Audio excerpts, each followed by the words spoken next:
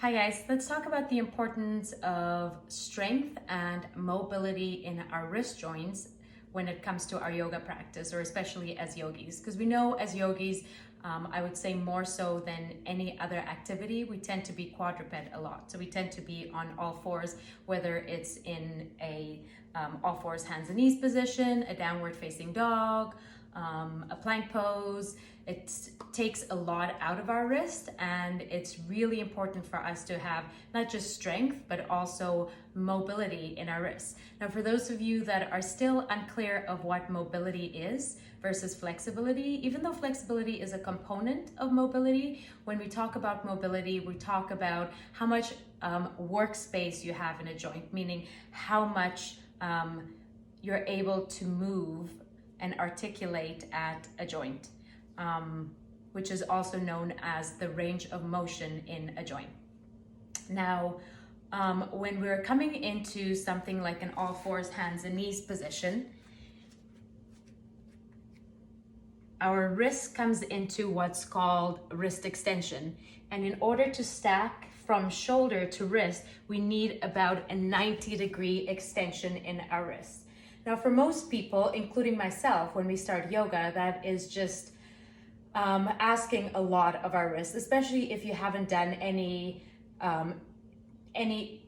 on your hands before, apart from maybe a few planks in the gym or in some fitness program you did. So most of us definitely have a lack of range of motion, a lack of movement in the wrist, as well as a lack of strength in our forearms in order to sustain these two tiny little joints. So then we come into our yoga practice, we're in all fours, starting on our all fours hands and knees, and eventually it progresses to a downward facing dog, which isn't quite 90 degrees, but there's still a lot of weight bearing. Then we move into plank poses, which is very challenging and a lot for those wrists. And then eventually, because all yogis want to do is handstand, eventually we're kicking up and throwing our entire body weight on these tiny little wrists. So first things first, let's try and assess your wrist joint real quick to see how much range of motion you have. So we can just start with your right hand. So in order to make sure that the forearm doesn't pronate or supinate, meaning coming to this position, which is supination, or in order to make sure that the forearm doesn't supinate from pronation, we want to make sure that the forearm is almost kind of pinned down, because when we pronate and supinate, that is coming from our elbow joint, and for now we're just focusing on the wrist. So you're going to very lightly hold onto your right forearm to make sure the right forearm does not supinate. All right, so you're going to slowly draw a circle as the hand moves away from you. It's called abduction. And as you rotate the hand towards the ground, it's called flexion. As you rotate the hand towards you, it's called adduction, and then into extension. So you're gonna move in this circular way for a couple of times, just to kind of notice how much range of motion, and then you'll switch a workable space you have in your wrist joint.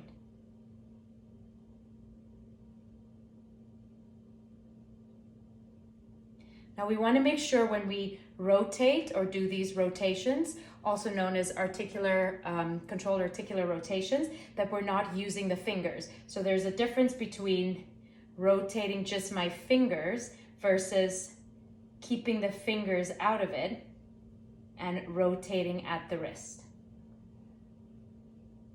Okay, so now we kind of have a little bit of an idea of how much workable space we have in our wrist joint. Now let's do a little work on creating a little bit more space in those joints. So you're gonna take a yoga block, or just anything that you can kind of balance your forearm on. You're gonna pin your forearm firmly into the block, and you're gonna start really contracting and squeezing, engaging the forearm, and then you're gonna do the same thing. Again, remembering not to just move the fingers, but to try and move at your wrist joint.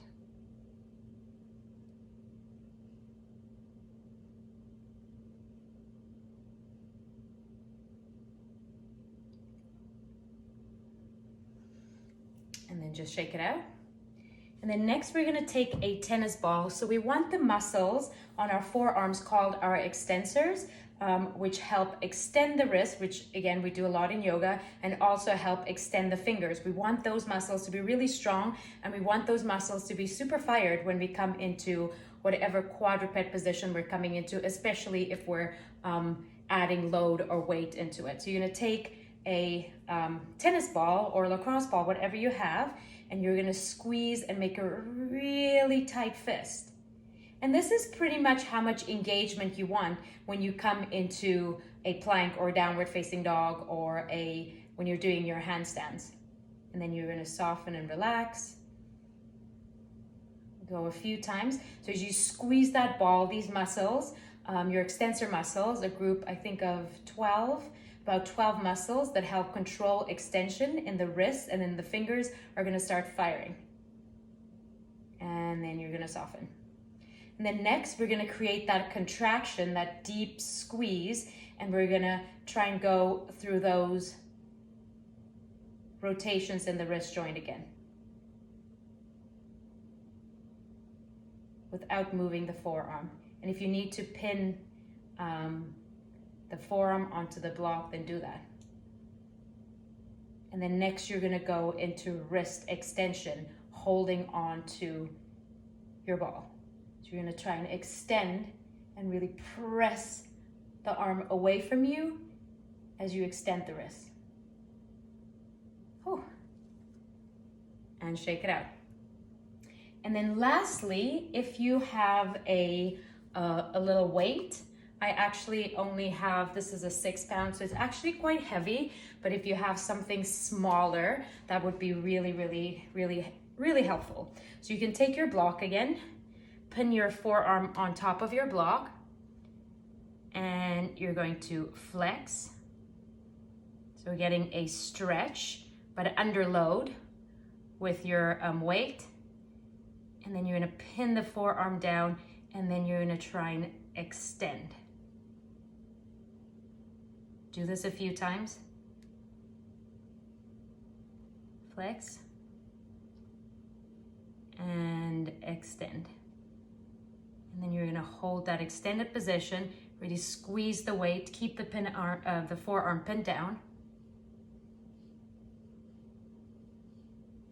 Oh. And then you're going to release. And you can shake it out, and then from here, you can maybe do some stretches. So when we're starting our yoga practice, and we'll notice this as teachers, when students are new to the practice, they'll come into a downward facing dog and right away they'll be like, oh, my wrists hurt. Stretching out the wrists are not gonna be as useful as working with their range of motion and creating strength in the wrists. Because for the most part, their wrists are probably not tight, their wrists are weak, and there's a lack of mobility in the wrist joint. So I hope this was useful. Let me know what you think.